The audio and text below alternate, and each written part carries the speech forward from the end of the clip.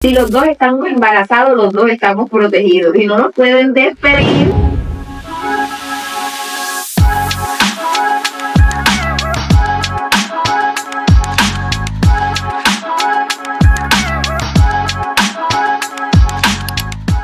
Bienvenidos al primer capítulo de este podcast, donde nos proponemos convertir retos legales en oportunidades para la gestión empresarial.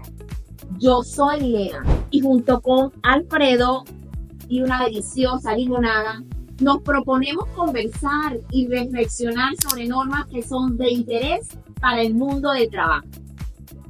Gracias mil, es oportuno contarles que este espacio va dirigido a todas aquellas personas interesadas en la gestión del talento humano para que puedan navegar por el derecho del trabajo y de la seguridad social con claridad y confianza. Por eso resulta relevante que el primer tema que conversemos sea la actualidad jurídica del derecho laboral y cuál es la ruta que se nos marca para el 2025. Totalmente de acuerdo, porque si hay algo que no se pueden permitir los empleadores colombianos es estar desinformados.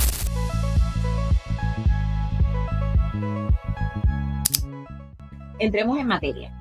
El 2024 fue un año de muchos cambios. La Corte, el Congreso, aquí todo el mundo participó, se dio la tarea. La verdad yo no sé por dónde empezar. ¿Qué te parece si comenzamos por el fuero de paternidad? Ok, arranca. Entonces, ¿qué implica? Mira, desde el año 2021, los trabajadores cuya mujer estuviera embarazada no podían ser despedidos ni su contrato de trabajo terminado siempre que se reunieran dos condiciones. Que la mujer no tuviera un empleo formal y que el trabajador lo manifestara al empleador. Pero en diciembre la Corte Constitucional decidió que había una discriminación al trabajador y eliminó los dos requisitos. Eso quiere decir que hoy están en igualdad de condiciones. ¿Eso qué implica? Que hoy los empleadores no pueden despedir al trabajador cuya mujer esté embarazada, aun cuando la mujer ya tenga un fuero de protección en su propio empleo formal. Es decir, hoy los dos van a tener estabilidad laboral reforzada en razón a la maternidad. Si los dos estamos embarazados, los dos estamos protegidos y no nos pueden despedir mientras estemos embarazados o hasta los 18 semanas por parto. Es correcto. Fíjate, en ese fuero, digamos, hay algo bien particular, interesante para la gestión del talento humano en las empresas. Y es que, de acuerdo con la norma, el empleador puede comunicar la situación de gravidez de su compañera de manera formal, aportando la prueba de embarazo, o puede darse de manera verbal también. Y bueno, eso es una situación ahí que representa, digamos, unos desafíos. Y aprovecho para contarte una situación que digamos, ocurrió con una de las empresas que yo asesoro. Sí. Y es que el trabajador no lo informó, ni verbal, ni formalmente por escrito. Sin embargo, en algún momento él pidió unos permisos y ese permiso luego lo soportó con una epicrisis donde la compañera pues había estado en una situación de urgencia clínica. Allí en la epicrisis se decía, se recibe materna con 12 semanas de gestación. La empresa me preguntaba, bueno, pero es que el trabajador no es informado, ni verbal, ni por escrito. Esa comunicación formal de la que habla la norma nunca ha llegado. Pero hizo unos actos que demostraban y daban a entender que la mujer estaba en un estado de gravidez. Sí, digamos que al final la respuesta es esa. O sea, lo que interesa para activar la protección es el conocimiento que tiene el empleador. Entonces, yo creo que hay... ¿Y en ese caso qué hizo tu empresa? No, en ese caso tocó protegerlo, listo, y digamos ser consciente de que la protección es hasta las 18 semanas, entonces definitivamente toca esperar. Y está claro, o sea, únicamente se puede despedir al trabajador si ocurre o se presenta, digamos, una falta grave y se necesita permiso. Mira, hay un punto que me parece bueno resaltarlo porque me lo han consultado en las empresas, y es, esta protección solamente aplica para la cónyuge, es decir, para la mujer que se ha casado con ese trabajador por el rito religioso o por lo civil, vía juzgado, vía notaría. No, aplica para la mujer del trabajador, independiente si es cónyuge casada, si es compañera permanente y tienen 2 o más años viviendo, o para la pareja ocasional del trabajador. Entonces, para la novia. Para la novia. Aquí nos dejamos de moralismo, aplica para el hijo y la mujer que resultó embarazada del trabajador. Y un punto importante, no solamente aplica para las parejas homoparentales, para las parejas heteroparentales, aplica para las homoparentales. Es decir, si una trabajadora mujer tiene una trabajadora, una esposa, cónyuge, compañera permanente que sale embarazada, entonces a esta mujer también se le va a extender el foro de maternidad. Aquí la protección es para todos, sin importar el tipo de familia. Y es que acá, digamos, la Corte no revisó y no importó cuál es el género de quien carga el embarazo. La Corte intenta dar un viso de igualdad y un reparto de labores de cuidador, tanto al quien hace la figura de padre o quien hace la figura de madre. Es que yo creo que al final, digamos, lo que intenta la Corte es avanzar, digamos, en la protección. Y sin importar de pronto los tipos de familia, porque tenemos muchas configuraciones familiares en este momento. Aquí la Corte finalmente lo que estaba buscando era avanzar, digamos, en cerrar todas esas brechas de discriminación, ya sea que de pronto se pretendiera digamos, aportar un poco las oportunidades de empleo para las mujeres por una situación de embarazo o para los hombres. Al final diciendo que los hombres tienen una responsabilidad parental igual que las mujeres, porque se trata al final de proteger al hijo, no al trabajador. Y eso va a implicar entonces un cambio en la política de selección en las empresas, porque antes de la decisión de la Corte, el empleador podría en algunas veces elegir al hombre por encima de una mujer joven, porque la mujer se iba a incapacitar, se iba a ausentar durante mayor tiempo que el hombre, 14 días, la mujer 18 semanas, etcétera. Pero hoy tiene que examinar si elige al hombre o elige a la mujer para el acceso y para la permanencia del empleo. Yo creo, ahí te doy la razón, porque yo creo que el sol no se puede tapar con un dedo. Listo. Y no podemos esconder que en los procesos de selección a veces las mujeres teníamos un poquito de desventaja por ese tema de la maternidad. Claro. Y para ciertos empleos se prefieren a los hombres. Yo creo que ya con esta sentencia esa filosofía cambia un poco. Y el acceso y la permanencia se va a equiparar entre hombres y mujeres, ¿te parece? Es, totalmente de acuerdo con ese punto.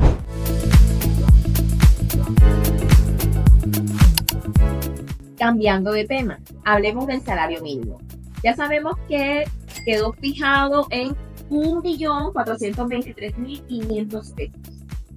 Eso representa, sumando el auxilio de transporte que quedó en 200.000 pesos, como un porcentaje redondo del 11.2 aproximadamente.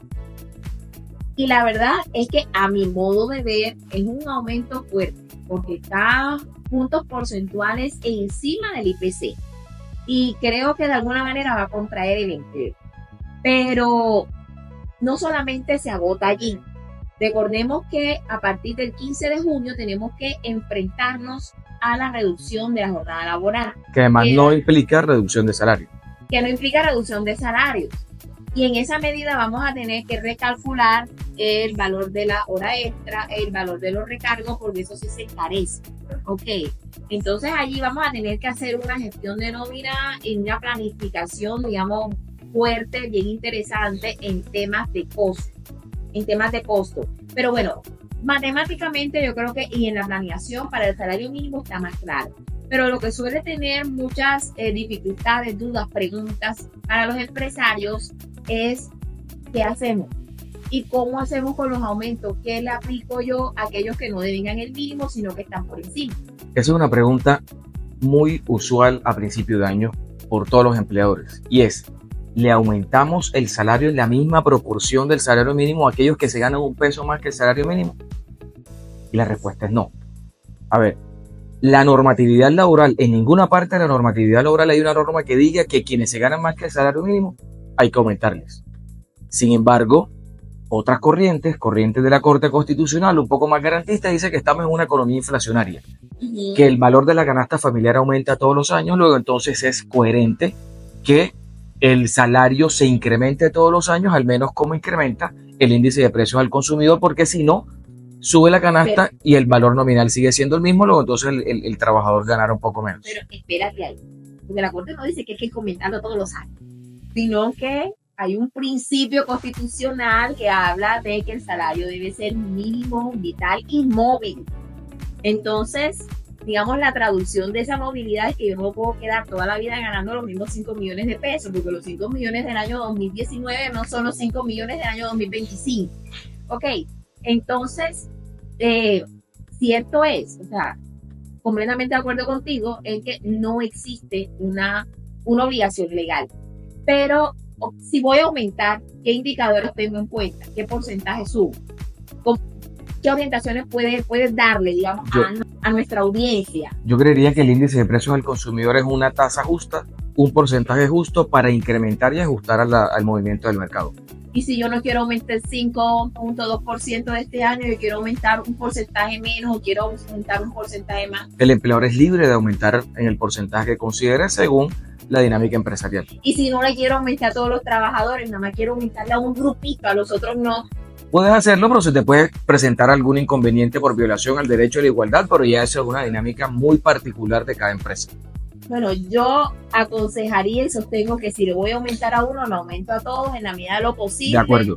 Con, digamos, el mismo porcentaje. Y bueno, el asunto del aumento del salario no es simplemente una cuestión, digamos, legal o constitucional.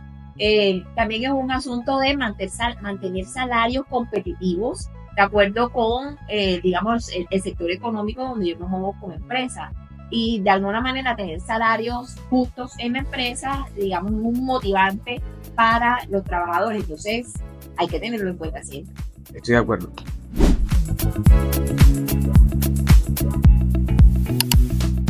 Mire, hay un tema que no podemos olvidar: reforma pensional. Fue aprobada el año pasado y conocemos que tiene unas preocupaciones y unas cargas para el ciudadano a pie, pero también tiene unas cargas para los empleadores.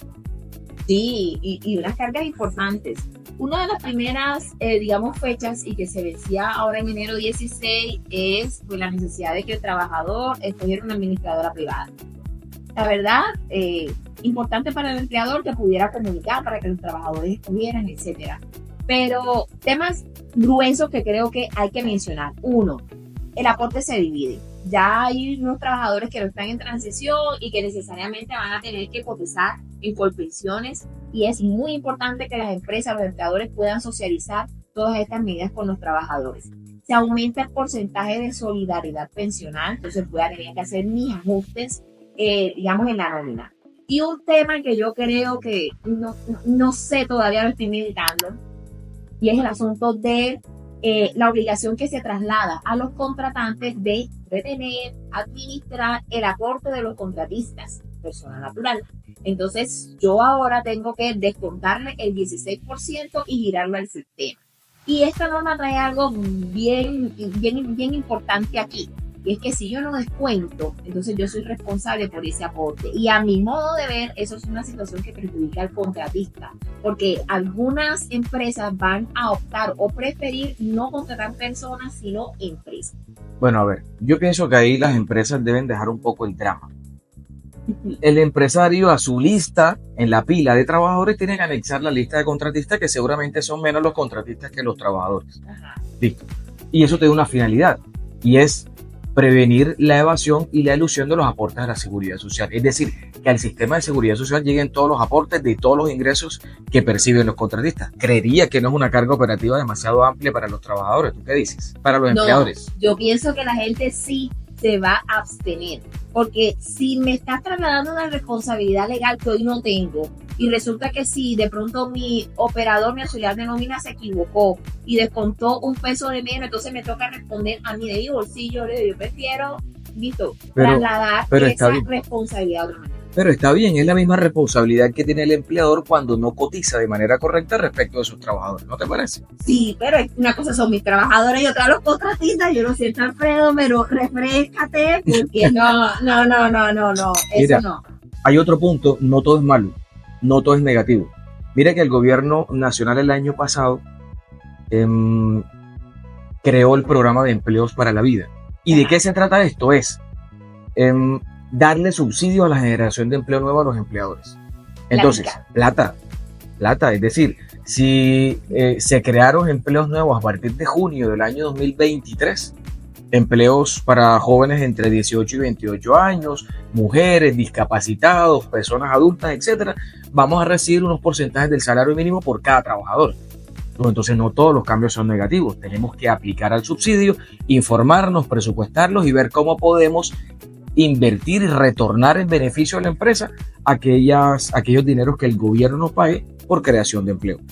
Bueno, hace parte de los aspectos que hay que planificar. Hay que mirar entonces en la nómina qué empleos nuevos hemos generado, si es población joven, si es discapacitado, si es mujer, y cómo aplica ahí para obtener el subsidio a la nómina, porque en estos tiempos de tanta dificultad económica ayuda.